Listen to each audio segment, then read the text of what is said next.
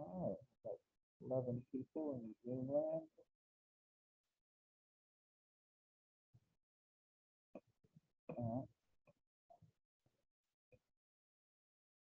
All right, so we're gonna do review today and Monday, probably Wednesday. I think the exam's Friday, but I don't know for sure.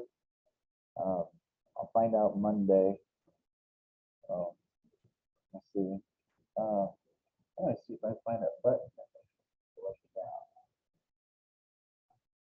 I swear the desk wasn't it lower? It was lower, right? Last time. So this is just bizarre. I mean, they can adjust it. That's just strange. I remember being all hunched over last time, right?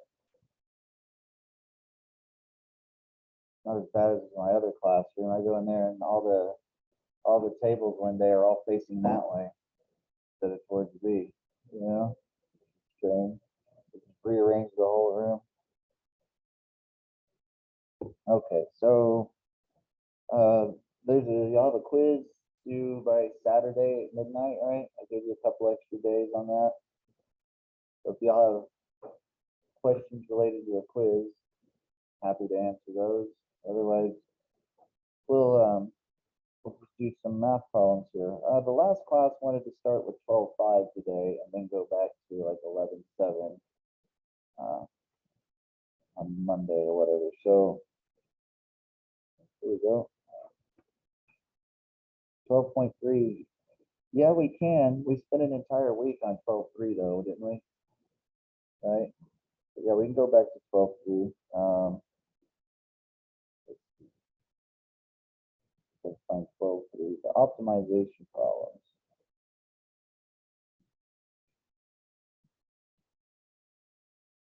Do 12.4 and then go backwards. So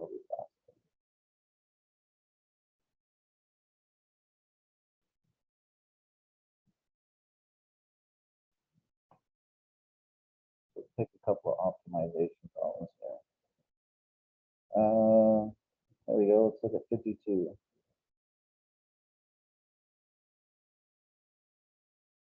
Here's 12.4, number 52.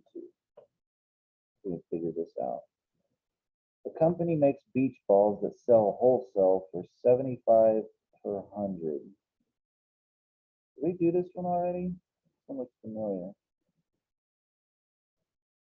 You know, the total cost in dollars of making X hundred beach balls is given by C of X.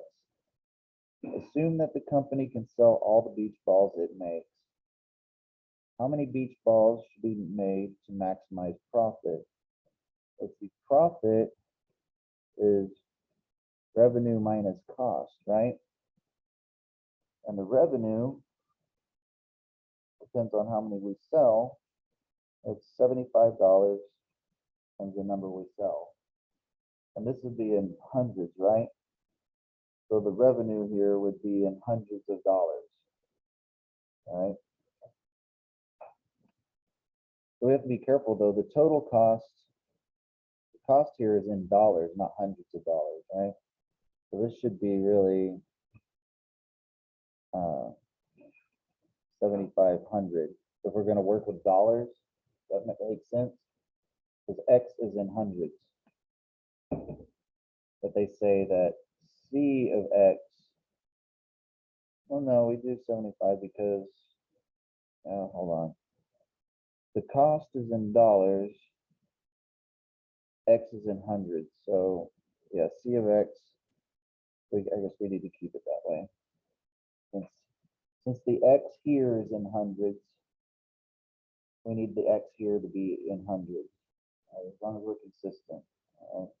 So the profit would be 75X minus the cost,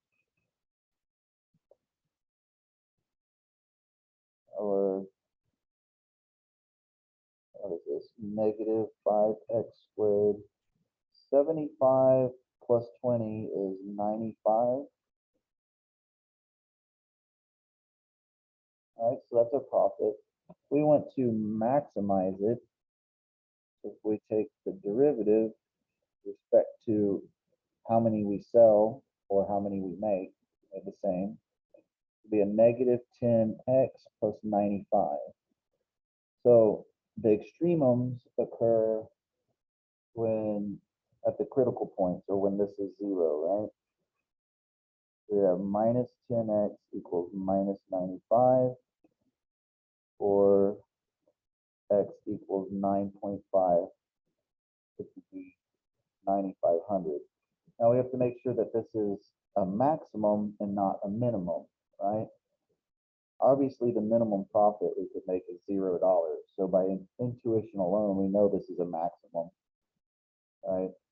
Now you'd want to make sure you could use the second derivative test to see if this function is concave up or concave down. You all remember that stuff?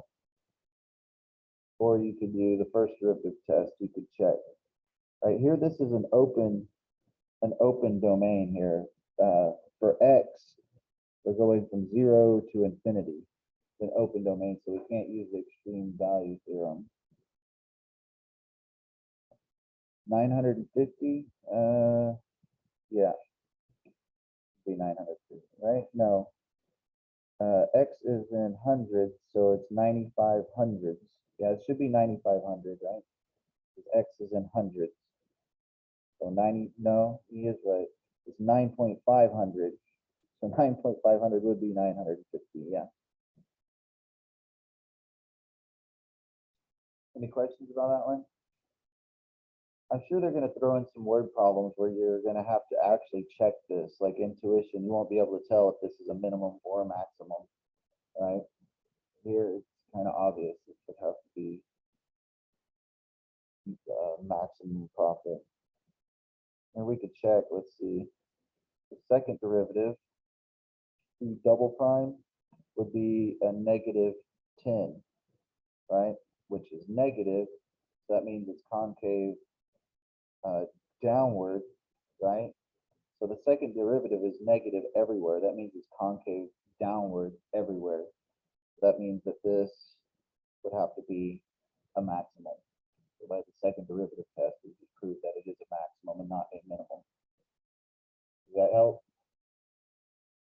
All right, let's pick another one then.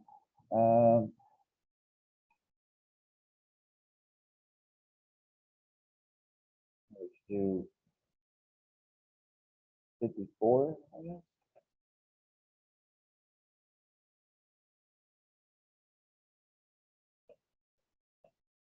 The band travels, so this is 12.3. The band travels between gigs in a large bus. While traveling X miles per hour, this bus burns fuel at a rate. Now this one we did do. We've already done this one. All right, we've already done this one in class. So let's pick a different one. We did the beer one. We're gonna do 61.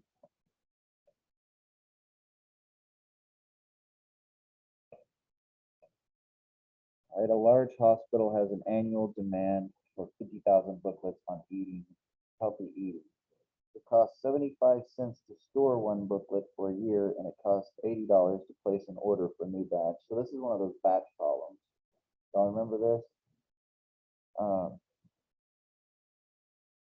So we have to go find our formula. Where's our batch formula? This is a plug and chug problem here. It'll take a while to find this.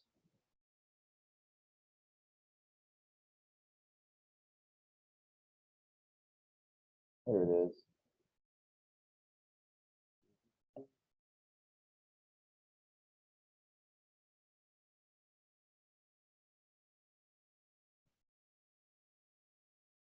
Where's it at?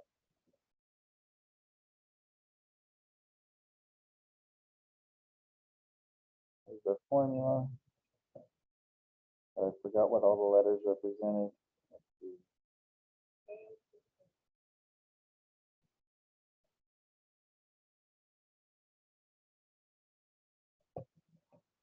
We already did this one too.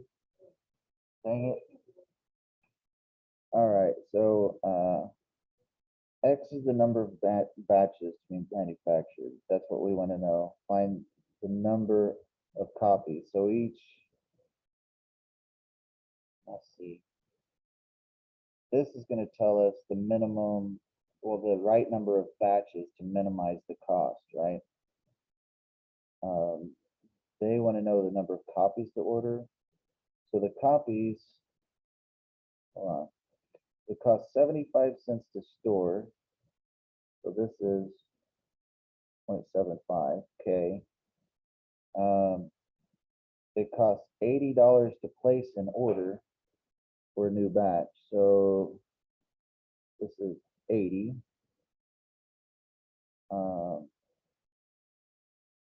We have K, A, we need M, total number of units produced annually. So they're looking for the number of copies per order, not the number of batches, right? Well, if they need 50,000, then this is 50,000, right? So this will give us the number of batches, right? So the number of batches, for the optimal number of batches is this. So let's see what, 0.75 times 50,000 over 2 times 80. But that's the number of batches we need to make. So what's the number of copies per batch? Well, if this is the number of batches and this is how many we need, we take the total number we need and divide it by the number of batches. So take that, plug it in right here. And that's going to be the number of copies per batch.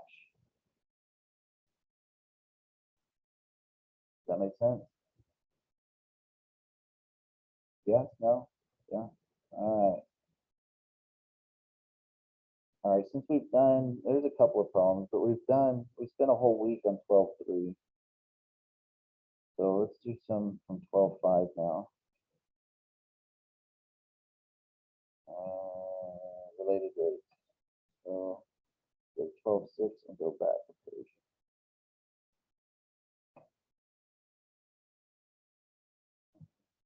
Okay, 12.6 and go back. Okay, let's say we'll do number 16.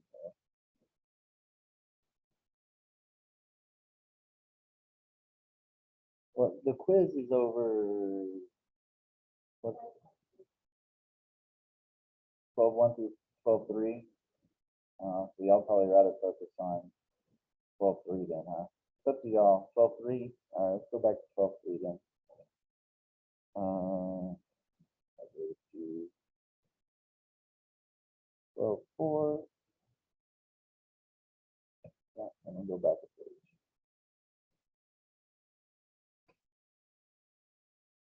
The last homework questions for 12.3. Like from the section here, you mean from this section out of the book or from the homework assigned? Are they the same? Like these problems aren't the problems they give you? Okay, let's see then if I could find that. The signed were grosser. All right, let me see. Well, I find it. My math lab. Sign in.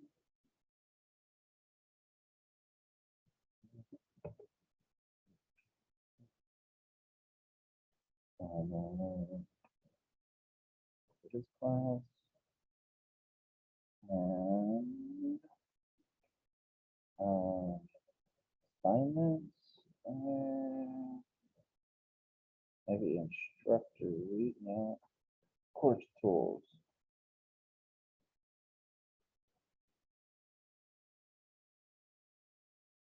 I have to go to the course tools and then go to the assignment manager. Because if I just click on assignments, it'll treat me like a student. It's weird. So Well, three, oh, there's two of them, right? So we look at part two or part one. We're gonna do part two. Those are gonna be the harder ones, right? Preview. Boom. I really want to switch over to my iPad. This laptop's 15 years old. But you see how I can do, like, I downloaded this app called Snipping Tool that lets me take like snapshot of a piece of the screen and then paste it. I can't figure out how to do that with the iPad. I know how to do a screenshot and then you can like get your photos and then you can crop it and then paste, but it's like, why can't they just have a simple, like, you know, yeah, a partial screenshot, copy paste. Without that, that $1,500 iPad is absolutely useless to me. It just drives me out of my mind, you know. Otherwise, I have to like create lecture templates, and I want y'all to see the book, you know, that it's coming from at the same time. The daily cost of producing high performance wheels for racing is given by this function, where no more than 100 wheels can be produced each day. So X is between 0 and 100. What production level will give the lowest average cost per wheel? So if this is the cost, the average cost was cost divided by X, which would be 0.09 X squared minus 4.5 X plus 180. All right. So our interval here is, it's not a closed interval, right? So we can't use the extreme value theorem. But really, we obviously aren't going to make one, I mean 0. So we could just say 1. Now we have a closed interval. And now we can use the extreme value theorem, which makes things a little bit easier. Remember those two theorems? One of them had to do with a closed interval and the other one was good for any interval. Let's see. What is the minimum average cost? Well, this is the average cost, so we want to minimize that. Take the derivative. So this would be 0.18x minus 4.5. What? Oh yeah, but I divided everything by x because we needed to do the average cost, right? So therefore, x is negative 4.5 divided by 0.18. Calculator, 4.5 divided by 0.18, 25. Okay. So that's where the minimum average cost comes. Positive. Oh yeah. Let's see. Yeah, if I set that equal to 0, that's positive. Thank you. Yeah, it wouldn't make sense to have negative, produce negative wheels, right? So yeah, 25. So this is where the critical point is for the average cost. We just need to know, is this a minimum or a maximum? All right, well, the second derivative would just be 0.18, which is always positive, right?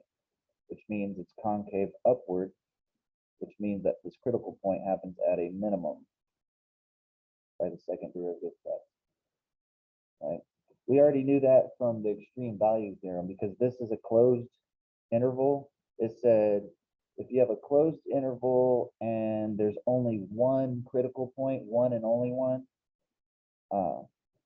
then if you have a minimum, then it has to be a global minimum. That's what that says. Okay, well, I guess we can't use extreme value theorem. We don't need it. They're word problems. All right, let's look at the last ones are 5. Okay, the last 5. Let's look at those then. Which one was this? This is number 1. Let's look at number like 1, 2, 3. Let's start with number 7. We'll go back to number 6 if we have time. We'll go through 7 through 10.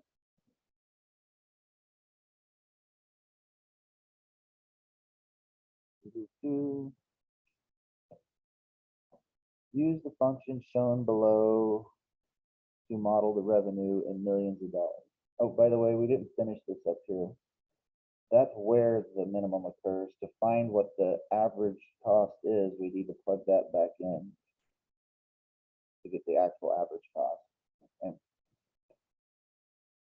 Okay. Use this function to model the revenue of millions of dollars from the cell phone industry in a particular country, where X equals 2 is the year 2002. According to this model, in what year does revenue reach its minimum or maximum? We're looking for a maximum. We'll call this R instead of F. That's normal, right? Revenue is R. All right, so if this is the revenue, we want to find its minimums and its maximums.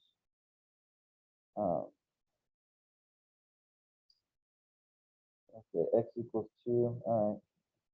So X is time. I would have used T instead of X, right? T for time, but whatever. So our prime is, let's see, we have this 46.44. Then we have all this stuff. So I'm going to pull this number out front. This, we have to use the product rule, right? So we'd have the first function, or the first thingy, times the derivative of the second. The derivative of that would be negative 1.5 e to the negative 1.5x, right? Because the derivative of e to the stuff is e to the stuff times the derivative of the stuff, right? You got that so far? Then we have to do plus the derivative of the first function, which would just be 47.2 times the second function. And of course, we could simplify all this, right? Let's simplify all this crap. 46.44. We could bring this in.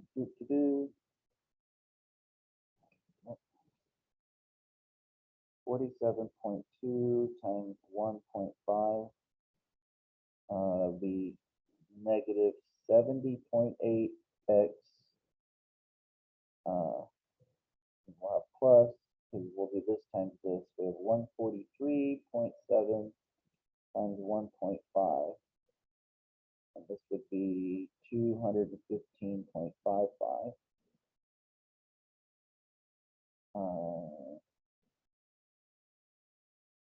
Pull this guy out. So that one has an X in it. This one's just a number. And then this becomes just a number, 47.2. Okay, so we still have 46.44. Well, I can combine these and then I'll multiply these across. So let's do that. I have 46.44 times 70.8. So it gives me a negative 3,287.952x.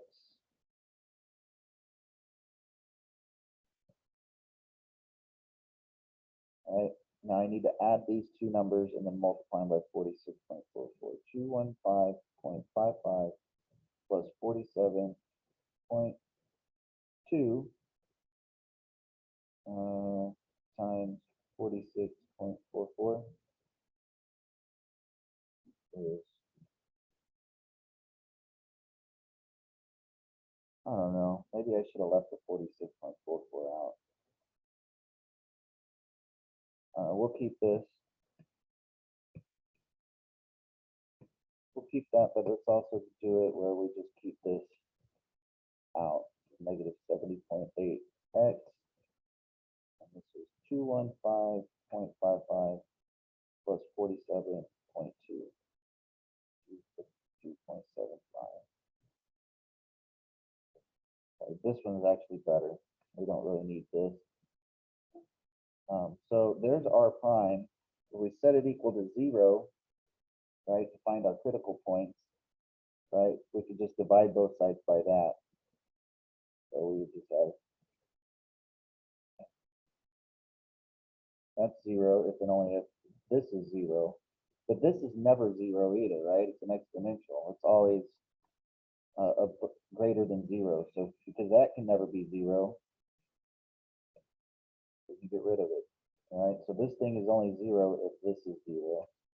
So this would tell us that x is 262.75 over 70.8. So we have 2.75 divided by 70.8 gives me approximately 3.71. So this could be a minimum, this could be a maximum. We're looking for a maximum, right? Because we only got one critical point, this has to be the maximum, right? Because if they're looking for the maximum, they've already told you there is a maximum, right? So this has to be a maximum. Well, we could check and make sure, right? We could do the second derivative test to make sure it's a maximum, but by intuition alone, we know it's a maximum, okay? This is revenue. The minimum, if it was a minimum, it would be zero, right? The minimum revenue is zero. So by intuition, we know this is a max. They want to know the year that it reaches the maximum. Well, oh, that's right. X is in years. Okay. So yeah, the minimum would be at 0 years because you haven't sold anything, right? So you have zero revenue. So this has to be a max. So this would be in the year 2003, right? Because they told us up here, x equals 2 means 2002. So starting at 2000 in the year.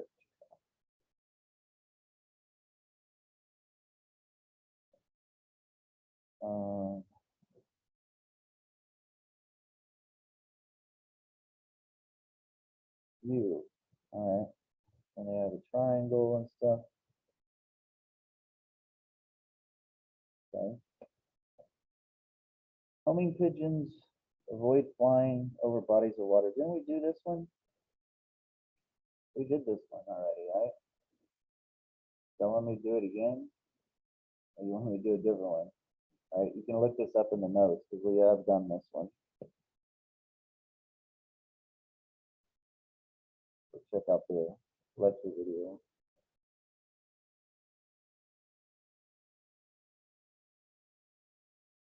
We did this one too, didn't we? Yeah. So yeah, check out the notes or the lecture videos from last week to get those. And we did this one. Yeah, we did all of these in class.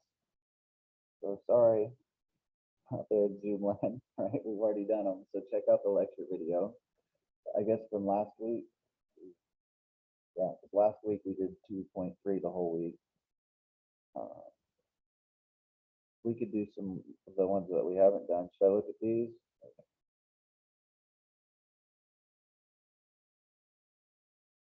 And absolutely, we haven't done this one though.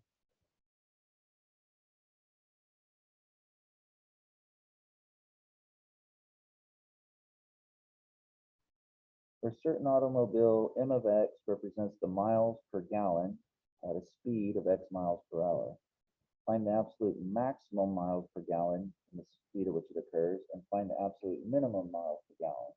So this is going to be a cool one because clearly we're going to get several critical points here, okay? So the speed could go anywhere from 0 to infinity, right?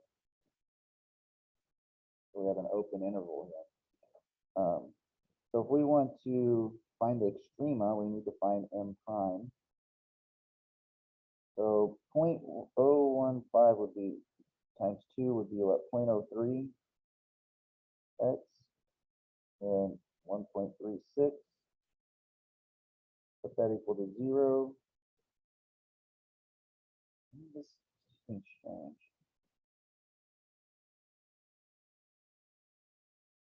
The minimum miles per gallon would occur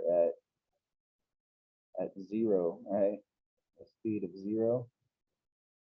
So let's see, we get x equals 1.36 divided by 0.03, which is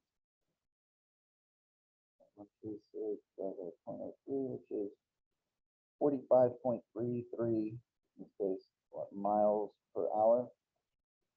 All right, so is this a minimum or a maximum? This is going to be your maximum miles per gallon. Right? Well, we could check what is M double prime. It would be negative 0.3, which is always negative, which means this thing is concave down. So this critical point is occurring at a max. Right? What is the absolute minimum miles per gallon?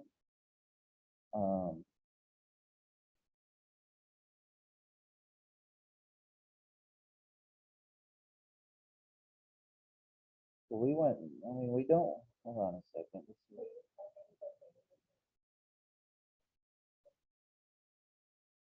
Oh, I didn't notice that. Yeah, we have to check our endpoints, all right? So we're restricting ourselves between 30 and 60, right? Because I was like, minimum, well, if we go 0 miles an hour, right, you don't go anywhere, and your engine just idles and you run out of all your gas. So that would be the worst miles per gallon you could get, right?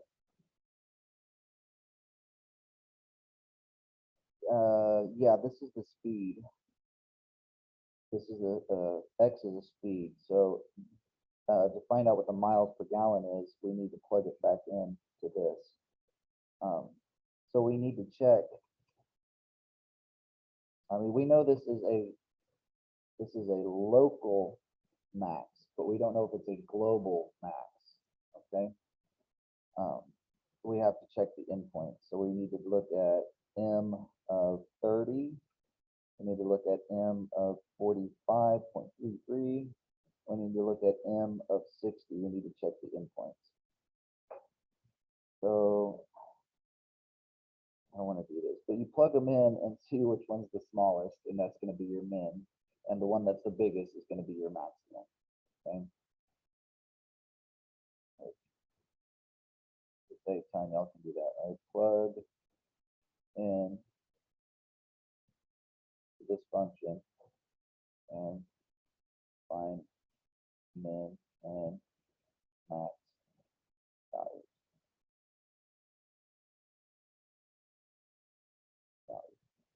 All right, does that make sense? So endpoints. Don't forget about your endpoints. Okay. Look at it.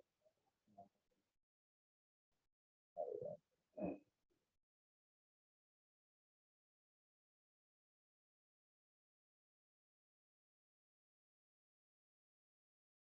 Disease has hit a city. The percentage of the population infected T days after the disease arrives is approximated by P of T. And then we have our endpoints that we have to check. The time is 0 to 49 days. After how many days is the percentage of people infected? Is the percentage of infected people a maximum? So this is the percentage of population. What is the maximum percent of, so we need to find the days where it's a maximum and what that maximum is. So we need to find our derivative. So P prime here means the derivative with respect to time, right? Which I might call P dot in the other section. This would be, we have a 13 here. We have to use the product rule. We have the first function times the derivative of the second.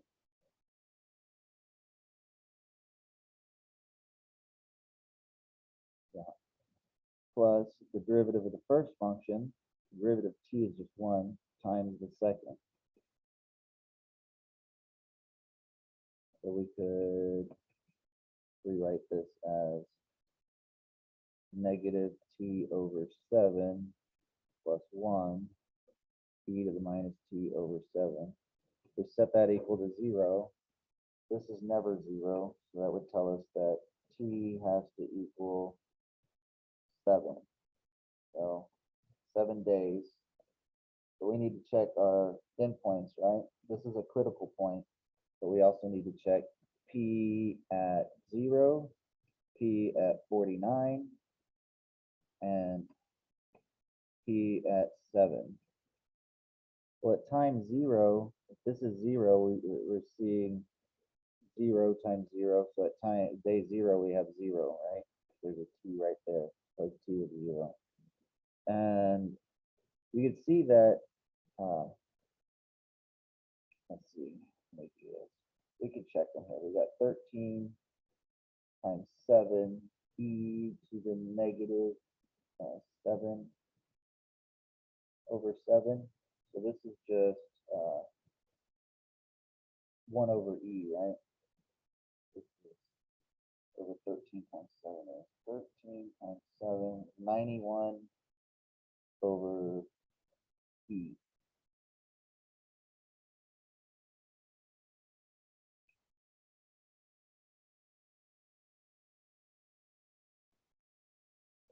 .48%. So P is in percent. So 49, we would have 13 times 49 e to the negative 49 over 7. 13 times 49, 637 e to the minus 7. 7 times 7 is 49, right? Yeah. So negative 7 e to the times 637 equals 0.58%. So if we're looking for a maximum, it occurs at day 7, and this is the percent. Oh, this one. That's my address, 637 Overshell Road. I'm like at war with the mailman because there's like 10 mailboxes. Every day I go to check my mail. Everybody else's mail is in my mailbox. It's been on for like over a year. And it's because mine is the biggest one. So the lazy asshole just takes everybody's and crams it into mine. You know, it's like 90% of the mail I get belongs to everyone else. And just, what a lazy asshole. You know? It's not like it's like sports. There's nobody defending the box or anything. It's just like put the mail where it goes. It's a simple task. 58%. Well, the percentage, let me do this one right up here, 91. I think it's percent. It's 0.58%, not 58%, because they say the percentage is given by P, right? So, because right here, if we didn't put this right, then this would be 330. Right, if we converted that decimal to a percentage, we'd be talking about 3,000%, and you can't have 3,000%. You can only have 100% of your population, right? So I'm thinking that it means that. Yeah, so 0.58, so less than 1%, assuming I plug this into my calculator, right? But I mean, this is a small number, so it is exponential decay. Remember that exponential decay. So as the time passes, this T here means at first it's going to be big. So for small values of T, you have very little damping, and then times 13 here. But as time passes, it's going to peter off because this is exponential damping. So it makes sense to be less than 1%.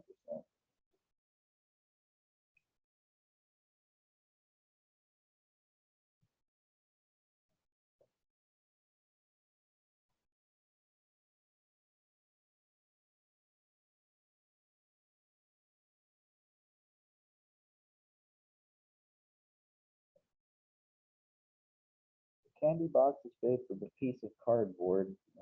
It measures 37 by 20 inches. Squares of equal size will be cut out at each corner. The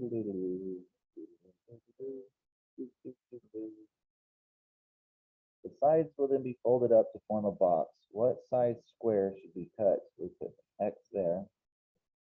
to obtain the maximum volume. Well, the volume is going to be length times width times height. So if that's x, then 37 minus 2x, and this is 20 minus 2x, and then we have the height of x, so we'd have 37 minus 2x times 20 minus 2x, and the height, length times width times height, which we could multiply this all out. Do that. 37 times 20 is 740. That's that one times that one, then we have 2 times 37, 74, so minus 74x minus 40x, and then plus 4x squared, and then we need to multiply everything by x. This is x cubed, squared, and x. So 740x minus 134x squared plus 4x cubed. Assuming I didn't screw up my algebra there. Y'all are all following, checking my every thought, right? All right. So if we want to maximize this, b prime is going to be 740 minus, what is this times 2? 268, and then 12x squared. We set that equal to 0 and solve. So maybe we can factor 12 out of everything. 740 divided by 12. No. Maybe we can pull 6 out of everything. No. So I know I can pull 2 out of everything. All right, so that would be the same as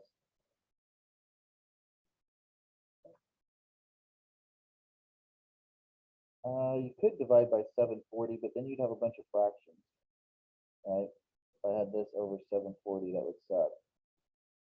But everything is even, so I can at least divide everything by 2.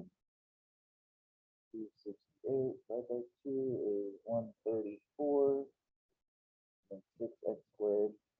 So we could use the quadratic formula, right? X is negative b plus or minus the square root b squared minus 4 a c all over 2 a, which type all this in. All right, 134 divided by 12 is 111.17 plus or minus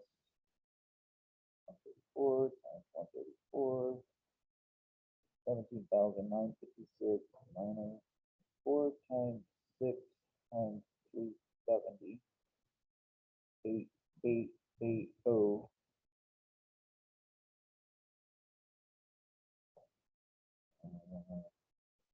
17956 minus 8880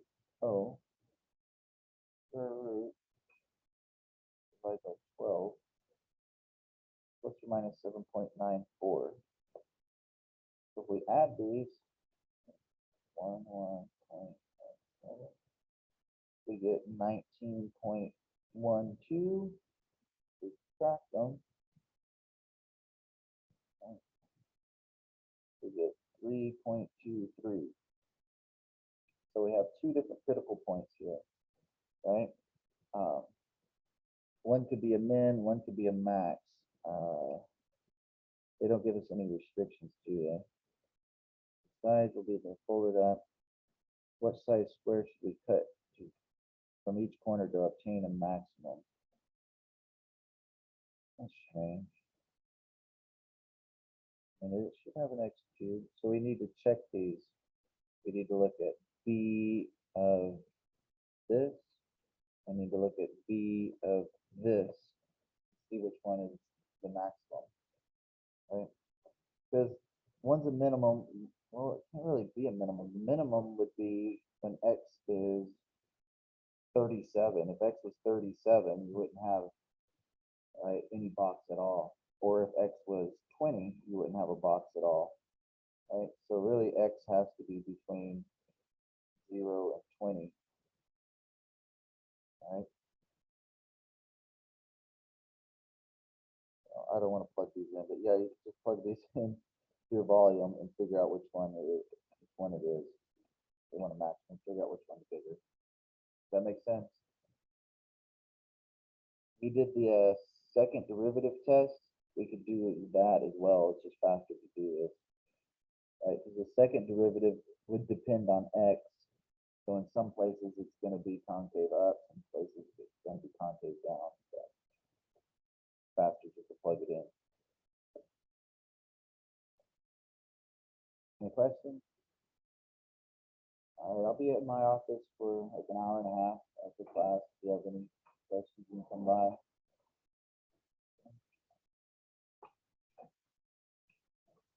Get out of here.